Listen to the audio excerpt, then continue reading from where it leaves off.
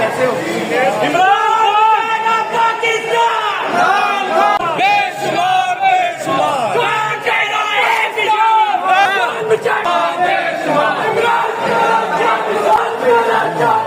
तो खान साहब का ये पैगाम था मेरे लिए कि जिस दिन लाहौर निकलेगा पूरा पाकिस्तान निकलेगा।